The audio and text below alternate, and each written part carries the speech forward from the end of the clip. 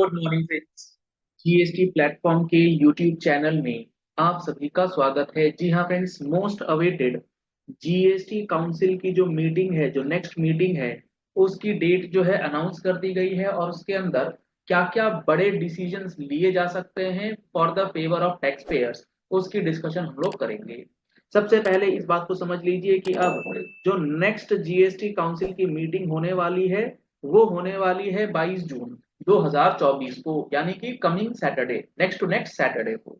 तो अगर आपको इस जीएसटी काउंसिल से रिलेटेड एक एक इम्पॉर्टेंट अपडेट, क्या चेंज हुआ, क्या इम्पैक्ट आपके ऊपर पड़ेगा, कौन सा रूल, कौन सा एक्ट चेंज होगा, वो सारी इंफॉर्मेशन आपको हमारे चैनल पर सबसे पहले ऑथेंटिक तरीके से मिलेगी।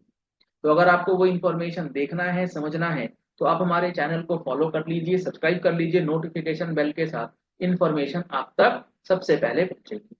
अब बात करते हैं कि इस जीएसटी काउंसिल की मीटिंग के अंदर, क्योंकि ये बहुत एक लंबे गैप के बाद हो रही है, लगभग 7 से 8 महीने के बाद, तो इसके अंदर कौन कौन से ऐसे डिसीजंस हैं जो कि एक्सपेक्टेड हैं, कौन से डिसीजंस हैं जो एक्सपेक्टेड हैं, जो होना चाहिए। सबसे पहला है सेक्शन 16 सब सेक्शन 4 को लेकर के। क्यों ऐसी बात है? क्योंकि आप सबको पता होगा ड्यूरिंग इलेक्शन, जी हाँ फ्रेंड्स, ड्यूरिंग इलेक्शन फेज जो है, honourable finance minister Nirmala Sitharaman ji ने जो पब्लिक मीटिंग्स होती हैं कॉमर्स और चैम्बर ऑफ कॉमर्स वगैरह में, उसमें इन्होंने कहा था कि सेक्शन 16 सब सेक्शन 4 के अंदर गवर्नमेंट जो है वो गंभीरता से विचार कर रही है और 16(4) के अंदर कुछ इंपॉर्टेंट आपको जो है डेवलपमेंट नजर आएगी। और इसके अंदर उम्मीद इसलिए भी ज्यादा बढ़ गई है क्योंकि अब फाइनेंस मिनिस्टर तो वही है, चेंजेस नहीं हुआ है। तो 16(4) के अंदर, क्योंकि 17-18, 18-19 और 19-20 के कई सारे नोटिसेस जो हैं 16(4) के लेवल पर पेंडिंग है। आपको ये भी पता है 16(4) के कई सारे केसेस ऑनरेबल सुप्रीम कोर्ट के पास पेंडिंग है, जिसकी डेट जो है जुलाई 24 में रखी गई है। तो अब जो इम्पोर्टेंट अपडेट्स है ना, अपडेट्स कहते हैं या developments for section 16 sub section 4 बहुत ही क्रूशियल फेज में है। तो अगर आपका कोई भी मामला सेक्शन 16(4) से रिलेटेड है, तो अगर आपको लग रहा है कि आपको इसका बेनिफिट मिल सकता है, तो आप इन सारे के सारे केसेस को किसी ना किसी लेवल पर लिटिगेट करके जरूर रखें। अगर आपका एएसएमटी 10 आ रखा है, तो उसका एएसएमटी 11 एज पर प्रोविजन जमा करके रखें। अगर आपका डीआरसी 1 आ रखा है, तो डीआरसी 6 के थ्रू रिप्लाई दे करके रखें। अगर आपका डीआरसी 7 आ चुका है, तो उसको आप अपील में रखें। कहीं ना कहीं आपका लिटिगेटेड, कहीं ना कहीं वो मैटर पेंडिंग होना चाहिए। अगर आप उसे पेंडिंग में नहीं रखेंगे, आप उसे डिस्प्यूट में नहीं रखेंगे, तो हो सकता है वो रिलीफ आपके लिए काम ना आए।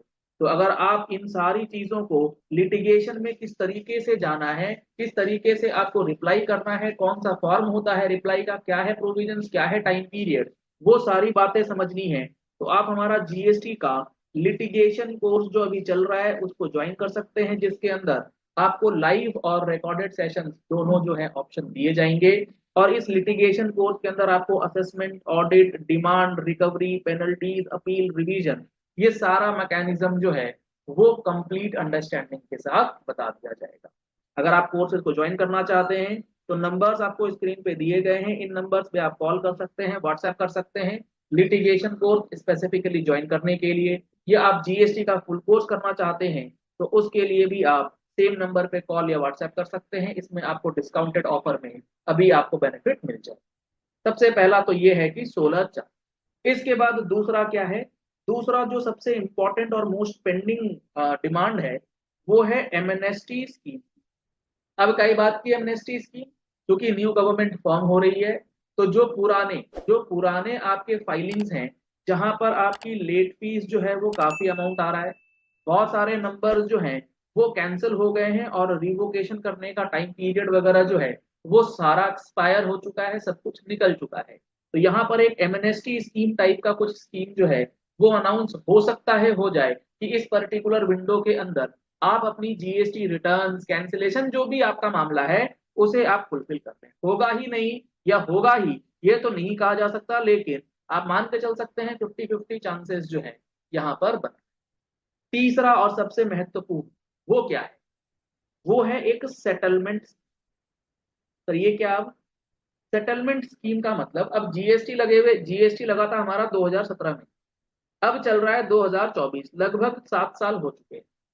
अब बहुत सारे नोटिसेस, जी हाँ फ्रेंड्स, बहुत सारे जो मैटर्स हैं, नोटिसेस कह लीजिए या ऑर्डर्स कह लीजिए, ये लिटिगेशंस में है या किसी ना किसी लेवल पे पेंडिंग है, और उसमें कोई बहुत ज्यादा दिक्कत है नहीं, बहुत ज्यादा उसमें प्रॉब्लम है नहीं, लेकिन बस 3B2A मिसमैच है, ये है वो, बहुत सारी छोटी छोटी बातों को लेकर के मैटर जो है वो एडजुडिकेशन लेवल पर या फिर अपीलेट अथॉरिटीज लेवल पर पेंडिंग है, हाई कोर्ट पे तो है ही है।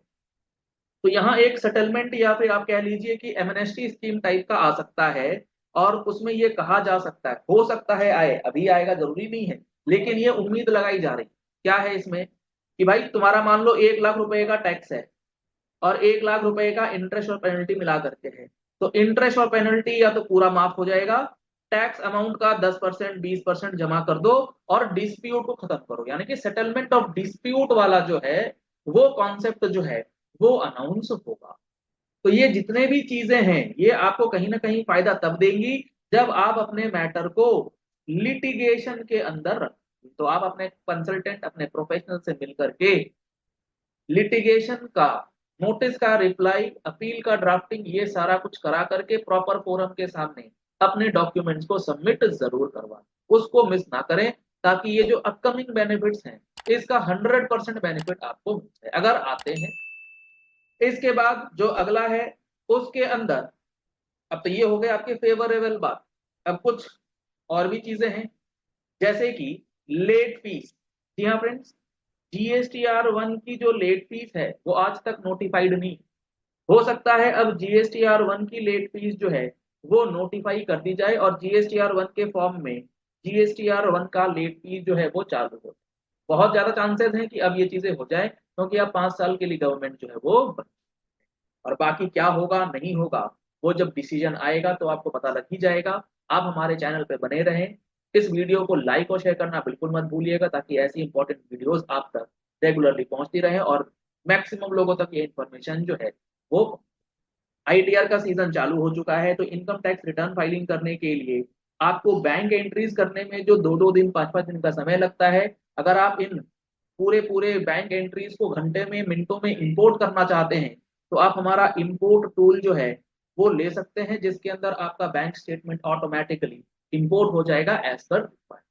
तो अगर आप ये टूल्स लेना चाहते हैं तो इन नंबर्स पे कॉल करके, व्हाट्सएप करके आप टूल्स की इंफॉर्मेशन भी ले सकते हैं। Thank you.